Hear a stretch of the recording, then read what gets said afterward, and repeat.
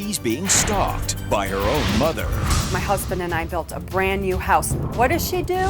She built a new house next to ours. So you can drop in any minute, no problem. You walked in on them in the shower together. The shower's in the way. It's her problem.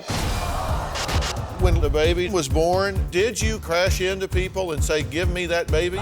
I was afraid they're gonna drop him. What is wrong with you? You need to back off. What are you gonna do about it? I want to stand up. I want to stand up. That's inspiring. Do you have a backbone? Come on. A possession is something we own, right? Like a house, a car, or a pair of new shoes. But what happens when someone you know and love considers you their possession? For them, it's either their way or the highway, and if you go down the highway, they're going to chase you down the highway. My first guest, Claudia, says she's living in a war zone where the enemy is right next door. My mom is so possessive and overbearing. She's an emotional, psychological vampire, sucking the lifeblood out of me. My mom questions every decision I make, where we go, what we do, what the kids wear, what they eat, when they eat. It just never ends. I have a lot to teach and Claudia has lots to learn. Since when is helping a crime? I've been married to Thomas for 8 years. We have 2 children, Liam and Ethan. My life revolves around my daughter and my children, her children. Jesus.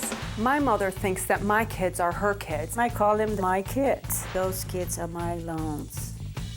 I breed the kids. They are my joy, my happiness, my sunshine. I don't know how to live without them. My mom doesn't want my husband babysitting our children. If I need a babysitter, she wants me to call her. I would drop everything to babysit my boys. When Liam was born, I was about to hand him to my husband. My mother football tackled him out of the way and tried to grab Liam out of his hands. My husband was telling her, "This is my child. Can I hold my child first, please?" Oh, look at the nice hair. 2 weeks ago, I had mentioned to my mother that I was going to get Liam's hair cut, and she freaked out. "You can't. He's not going to look cute anymore." The boy looks really cute with the longer hair, so I don't want her to mess it up. 2 years ago, my husband and I built a brand new house 10 miles away from my mom. What does she do? She sells off her house of 30 years and builds a new house next to ours. I love it because I can drop in any minute, night or day, even in my pajamas is no problem. What are you doing here? I'm just coming to you. One time, my mom walked into the bathroom when Thomas and I were in the shower. I was mortified. And I said, "Don't worry, it's nothing I haven't seen yet." She was mad. I have raged against my mom in front of our kids. Really verbal, nasty fights. She has a bigger problem. She does the screaming and the yelling. I really don't know why she gets so upset with me. It's really no reason for it. I thought I had a great relationship with Claudia. I even didn't realize we have a problem. You never listen to me, Ma. I tell you 100 times, and it's like in one ear, out the other, and you still do things your way. It's like I'm stupid or I'm an idiot. I feel totally out of control and on the verge of losing my mind. I am snapping at my husband and taking it out on my kids. It makes me feel like a terrible mother. I feel like I'm not my own person. I'm not getting any respect, like I'm being run over and treated like an idiot. My greatest fear is that things will not change with my mom and that we'll end up never talking again. Okay, ladies, what's going on here? My mom thinks my life is her life. She just comes in and she takes over and pushes me aside like I'm not even there, like I don't count at all. Is that true? Well, yeah, because I always try to help you. Since you were born, I always help you. Okay, well, define help. Well, she was always so needy. And actually, I have 2 kids, but this one always got her way. Until today, she's still getting away. Doesn't sound like she's getting her way. Well, It sounds like she's getting your way. wait a minute here. No, you wait a minute here. You said that you didn't realize that Claudia and you had a problem, that you thought we had a great relationship? Right, because when she's telling me something, she's not telling me. She's yelling and screaming and raving and crying. How can I take this? It's asking me something. Okay, well, look, when somebody is so upset with you that they're yelling and screaming and crying and describing you as a psychological vampire, sucking their very life energy from them, that's a clue. That's a clue that you don't have a good relationship. Well, I can see that. She said, you're living her life, pushing her aside and making her feel that she's just not competent. I said, is that true? And you said, well, yeah, pretty much. And then I said, are you a psychological vampire sucking the lifeblood out of her? And you said, pretty much. But I didn't know it was a problem. Well, I didn't know it was a problem. It's her problem. I'm there for her, say, 24 hours a day, okay, for her kids. She grew up without a grandma, okay? And I said, well, when she has her kids, I'm gonna be there for her kids. And I am, no matter what time of the day it is, okay? You said that you don't even let the father babysit. Oh, he can babysit. Thanks. You're welcome. Okay, I'm gonna get can to babysit. Thomas. I'm gonna get to you in a minute here, but you say that she refers to Liam as her baby. Yes. Well, not to say my grandbaby is too long, okay? So I said my baby. It's just convenience. It's not a Yes, matter of control. right. You're just trying to It's save. a shortcut. You're trying to save words. That's it. Okay. When Liam was born and they were about to hand the baby to Thomas, did you come in and crash into people and say, give me that baby? I was right there. I was afraid they're gonna drop him. Because that happens a lot. Those obstetricians and mothers and fathers just bounce those babies like, I mean, come on, are you kidding me? Did you go in there and knock people out of the way and say, give me that baby? Not really, I just pick him up. Okay, what happened? Well, the hospital staff gave me Liam. Right. And then after I held him, as I was handing Liam to Thomas, my mom comes in. Oh, I caught him in the go- air, that's it. And I didn't throw him. I handed him, and you were right in there. right, and I pick him up, and then I look at him and I give him Hello, to that's his my father. point. That's my point exactly. Did you think that was at all inappropriate, that you were getting where you know. didn't belong, that you were coming between a husband and wife in that moment of time that they had created this child that was theirs, and you come crowding and crashing in and inject yourself into the process? No, because we all waited for the child for a long time. And that was a very emotional moment. So I wasn't sure what I was doing. I just want to see that baby. Am I on candid camera or something? Is this... Am I getting punked? I mean, you can't... You see no problem with any of this. Give me that child. Won't let friends hold them. Did you landscape their yard without asking them? Yes, I did. This is their She yard. said, Ma, you don't have to do it. Why didn't she say, Ma, don't do it because I have my husband to do it? She just said, Ma, don't do it. Okay.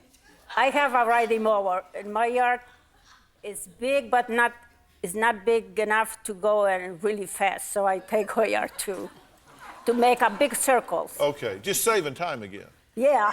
Yeah, it's kind of like calling it your baby instead of your grandbaby, and you just mow their yard because it's quicker. Right. You get up some speed in that riding mower. Yeah, that's it. I don't see the problem. Today we're talking about possessive people. Actually, right now we're talking about turbo-possessive people. Claudia says her mother, Bernice, is consumed with taking over the family. She tells people Claudia's sons are her kids and says if she couldn't be with them, that she would just die. Now, of course, they're just steps away because Bernice sold her house of 30 years that was 10 miles away so she could buy the house right next door. Now, Claudia's husband, Thomas, is from Ireland and says that they just might have to move back across the pond because this is driving them crazy. I don't need to watch TV at all. It's like looking at Everyone Loves Raymond here in my house. I find that I am the peacemaker between Claudia and Bernice. Being stuck in the middle is hell. We gotta set boundaries. I can't step in it all the time. It's between you two guys, and I don't want to be in the middle now of that all the time. Claudia and I have discussed changing the locks to control the situation. Chains, deadbolts, barbed wire, mines, but we know that would only cause more rivalry. I mean, I don't hate her, but you know what? I wanna run away. I wanna get out. I have to do what's right for my own family, even if it means we would move back to Ireland. Where did you get this book? That's a possibility that we're gonna move over there. We have to do what's right for the kids. People from Ireland come to live in America. Why would you want to do the opposite? If they would move to Ireland, I would sell everything and would move to Ireland and get something right next door to them. I feel responsible for her happiness. I feel like my kids are responsible for her, her life. If I were to lose these people, it would kill me. I need those kids just to keep on going. Okay, do you really not get that you're way crowding her? Well, I know that I was imposing a little bit, okay? But I never got the message that was so serious in her part. Okay, Claudia wrote me a letter. Okay, and it was a long letter. It was very articulate and very instructive. Thank you for taking the time to do that. I pulled just a few really significant quotes out of the letter. And I would like you to read that first one. Please, DrPhil, I literally can't take it anymore. I want my life back. I am so tired of her telling me what to do all the time and questioning every decision I make. I'm having serious anxiety attacks myself, feel totally out of control, and on the verge of losing my mind. I'm popping Xanax like candy. It's destroying my life. It's hurting me, my husband, and my children, and my mom refuses to see it. I'm really desperate. My mom is not a bad person, but she is so messed up herself. I guess she feels that since she couldn't control her life all those years that we were growing up, she could control her kids' lives. What did you just hear her say? I didn't really realize that it was so serious for her. Whenever a young girl grows up, she becomes a woman. She leaves her mother and father. They cleave to one another. They make their own life. And you have to have your own life. Do you not see any boundary there at all? Yes. You walked in on them in the shower together. You were not together. They was just in a shower. That's not what you said. What did she say? She said, oh, I walked in on the shower and you guys were in there together. You making another baby or whatever. I mean, I don't want to talk about that with you. Well, I don't want to talk about either, God forbid. No, and I wouldn't think you would want to talk to her about it through the shower door. I mean, what are you doing I going thought they into was not home. And I was looking for him in the house. You were looking for who? For them. So you thought you'd check the shower? No, I just went upstairs, the shower's in the way. So you've got one of those stairway shower stalls. Yes, we do.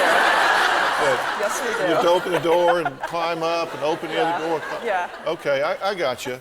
Now, do you understand that what they're saying, and Thomas, y'all are serious, that you would consider moving, correct? Yes. That's something, it's not just something in passing. You would seriously say, we're going to have to escape. Yes. Do you get that you are driving them away? No, I didn't have no idea. You didn't have any idea? No. What was it she didn't say that would have put you on alert? Well, she's always emotional. When she screams and raves, I'm not gonna listen, okay? Okay. If she comes to me and sits me down and said, Ma, that's the situation now. Okay. Stay away, please. Don't Okay. crowd me. Okay. Ma, I need you to back off a little bit, okay? don't come in and impinge so much on everything that we do. Just give me some space so I can live my life. Quit undermining me. Just back off a little bit. Knock before you come in. Don't assume things. And just please listen to us when we talk to you. Well, you give me the key. That means I can get in That anytime. that was for emergencies. Well, when I go there, it's always emergency for me. Oh, boy. See, you lost her when you said a little bit. Yeah. You lost her when you said a little bit. I know she's a good mother, but I'm so afraid that Claudia will go to the store and lose one of the kids. You think I'm going to lose my child? By accidentally, not because you want it. That's all it takes, 1 second. Ma, it's like you don't trust me. I don't trust anybody. All right, well, today we're talking to people who are too possessive. Claudia's mother, Bernice, moved next door to her to be as close as possible. Now, she says she feels like she just must control Claudia's family. I feel like my whole life has always been controlled. When I was growing up, my dad was in complete control of everyone and everything. My husband was very physically and emotionally abusive to me and to my kids. My husband beat me, make my life hell. I have to endure this for 20 years. I try so hard to let go of the past, but it just doesn't go away. My mom has missed out on her life, and now she's trying to live through me. Even my daughters, they grown up with their own families, and I just want to protect my kids from him. I feel like I still have to protect them. God forbid someone will touch those kids.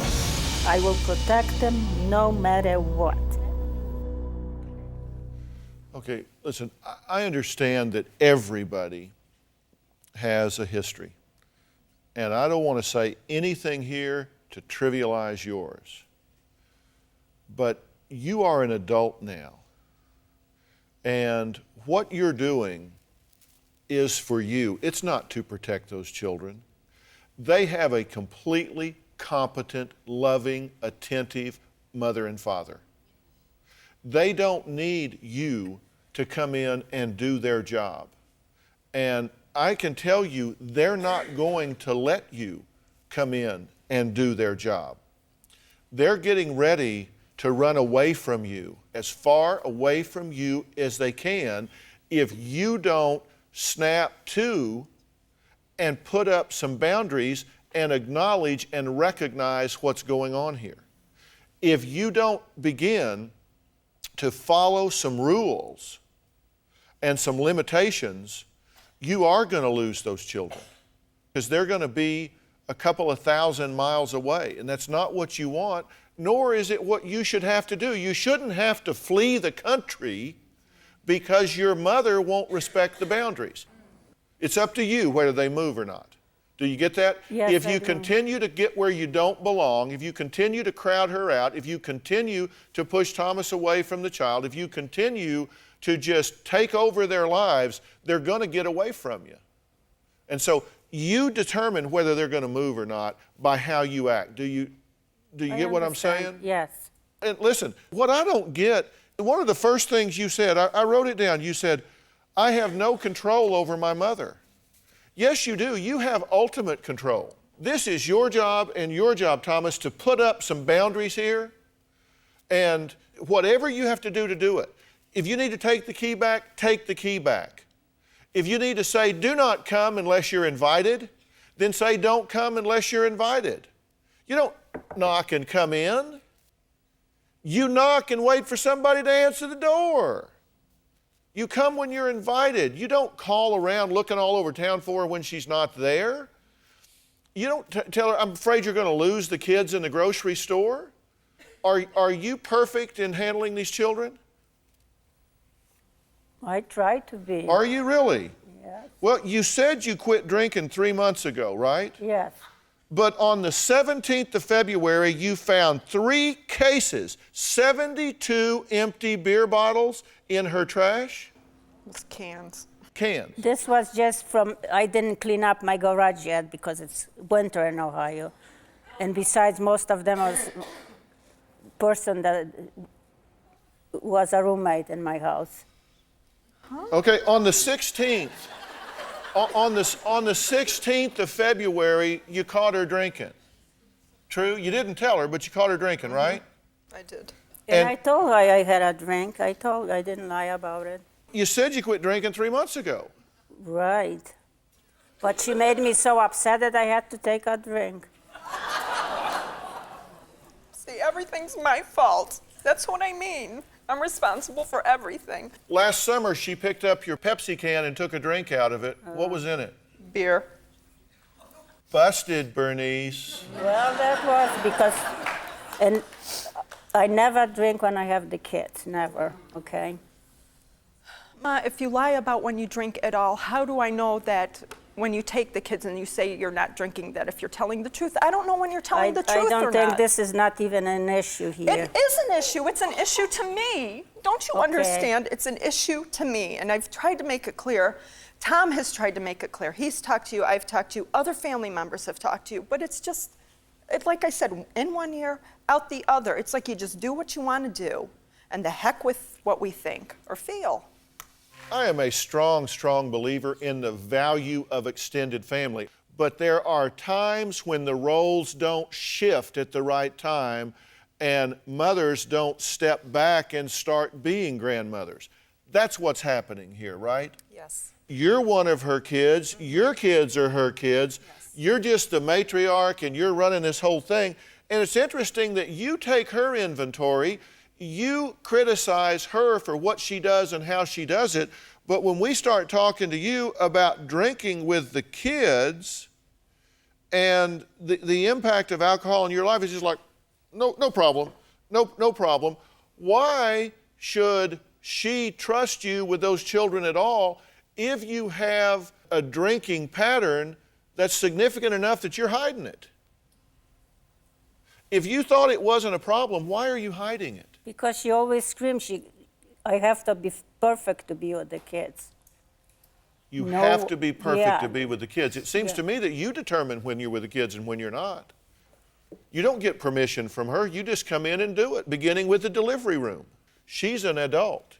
She has a very competent, attentive, loving, plugged-in protector right down here.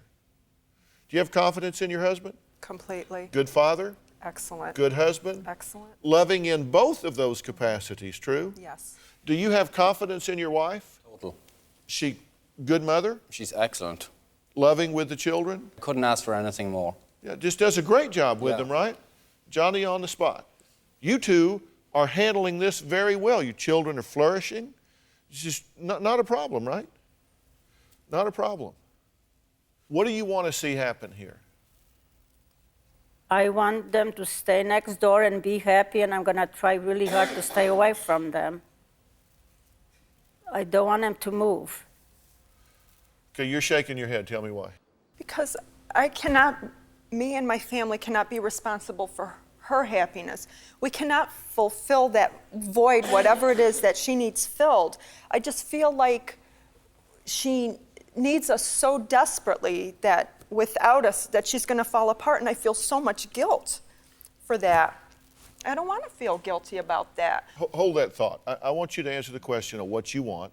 We'll take a break. When we come back, I want you to say it real clear. And you have an opportunity to answer and to listen to this and say whatever you want to say, because if you continue to do what you're doing, they are leaving. I mean, do you get that? Yes. Today we're talking to people who are just too possessive. Claudia's mother, Bernice, lives next door since she moved there, and she says that she just thinks of her grandchildren as her own. She comes over whenever she wants. Claudia says she's going to lose her mind if this doesn't stop. You don't have much confidence that she can or will change, do you? None, no. She won't change. How about you? Are you going to change? I have to. She calls you a pushover. She can tell you what to do, how to do it, when to do it, and you're just going to do it. She's done it my whole life. Yeah? What's your ownership in that? What's your responsibility for that?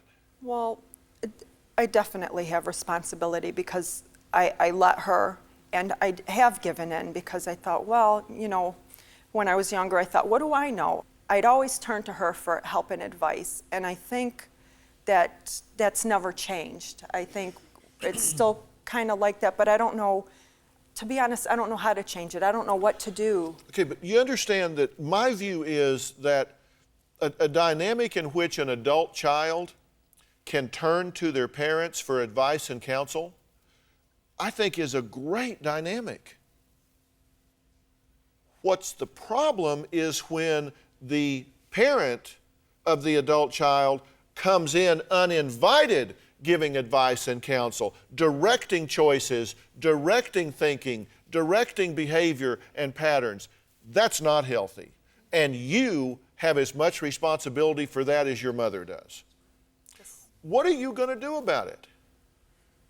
I don't know. I don't know what to do. I'm afraid. Afraid of what? I'm afraid of disappointing her, that I'm a failure.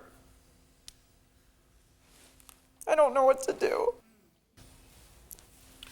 Do you think you have her respect? No. So what you're doing is embracing a philosophy of peace at any price. I will do anything I have to escape her ire and judgment.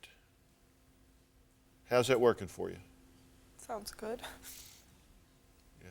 You'll just do anything. Mm-hmm. How is that working for you in your life? It's not working. I'm miserable. I'm miserable. I feel like a big nothing. But you have this tremendous guilt that has not allowed you to stand up and say what you need to say. Correct. Do you realize that in doing that, you're cheating her out of her grandchildren, because you're going to flee, aren't you? You're going to flee. If something doesn't change, you're going to escape. Yes, definitely. Okay? You're cheating your children because you're stepping back and letting someone else come in and do primary care. So you're cheating your children. I want you to think about what you would say standing up for yourself and claiming your rights as a mother, a wife, and a competent woman. And I want you to say it from the heart. I've often said that we create our own experience and we teach people how to treat us. You have taught your mother what's okay and what's not. You can't continue to play the victim here. You're the mother. This is your family. Are you going to fight for it, or are you going to curl up in fetal position and let her run over you the way you have been? I want to fight for it. Then what do you need to say? What do you need to do? Are you going to be some just run over doormat, or are you going to stand up and be a mother and a wife? Well, I want to stand up. I want to stand up. That's inspiring. Do you have a backbone? Come on. You wouldn't yell fire if you were on fire. What is wrong with you? No, I'd yell fire. I would. Okay, tell me what you want. Okay. Okay. Okay, Mom, Yeah.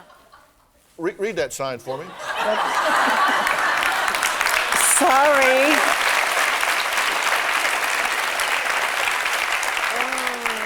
I don't have her problem. I run this railroad, and you're in car 7, You okay? knew best. You're in car 7. You ain't up in the locomotive. That's my job, okay? You bet. I mean, come on, you going to stand up for yourself here or not? Yes, I'm going to stand up for myself. I'm all ears. This is your chance. This is your time. Don't Okay. choke. Do not choke. Ma, Yes. I want my life back, okay? I want you to respect my decisions. I want you to respect Thomas's decisions. I want you to back off and give us the space that we need so we can keep our family stable. If and when we decide we're going to let you come over, then we'll let you come over. But you need to give us our space. I just want you to respect me, and I just want you to be my mom, support me, support what our decisions we make, support our dreams. And if we do want to move, then support that too. I don't want you to threaten me with death, that you'll die. Just respect that we're adults and that we know what we're doing.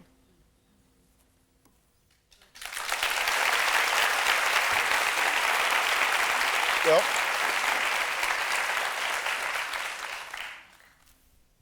the test is, what do you hear? that I have to give a space, stay back, and if she invites me, I will go there. Otherwise, I have to stay home and crochet all night.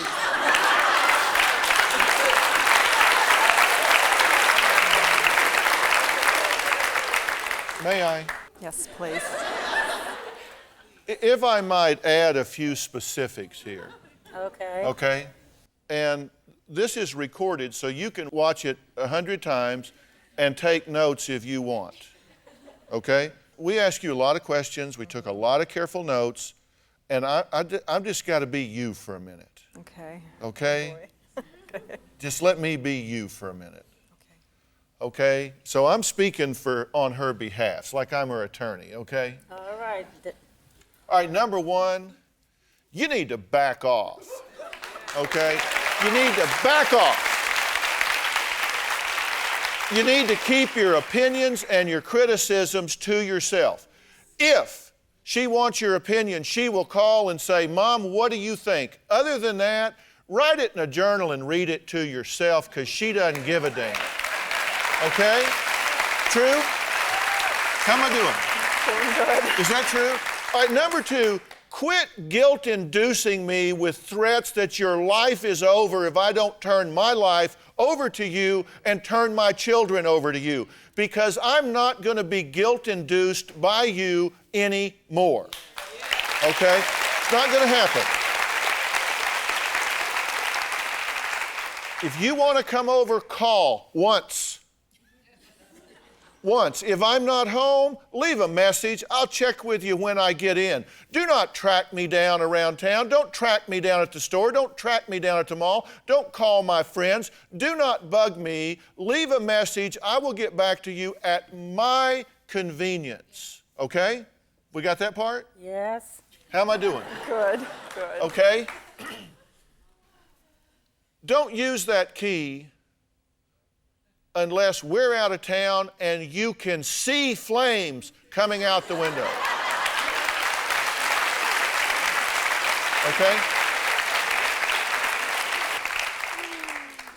And when you're writing things down, write this down too. The children and Claudia and Thomas love you with a depth that you probably don't even understand and appreciate. They want their children to have their grandmother. They want you to be a loving extension of their lives. They want to see you. They want to see your arms around those children. They want to see Liam's arms around your neck. They want you to be part of this family. But you are not the head of this family. You are a member of this family which is run by these people. They love you, they care about you, but you're not going to run your agenda another day. How am I doing? Okay, are you hearing me? Oh, yes. Do you think we've made any headway here today? Definitely. You yes. think so? Thomas, what do you think? I definitely think that was definitely called for, and I do know that, like, you know, the two of them need to basically sit down together and sort things out. Yeah. And I think it was fruitful today. Yeah. How about you? I feel like I have to do all the work now, the hard part. Yeah. And the hard part is to go home and realign your life, right? Right. You know, get a hobby. Get a friend. I do. I crochet. Okay. And I sew. Okay. Well, like sew up a cover for the Goodyear blimp or something. Well, I just saw this. Get something. Get a big project. And you know what I want you to know.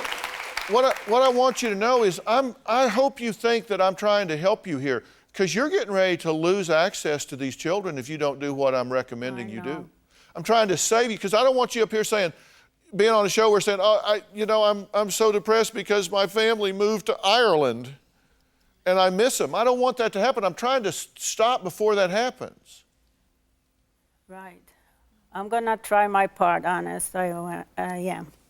Okay, well, remember what I said. When you choose the behavior, you choose the consequences. That's true of all of us, right? Yes. All right.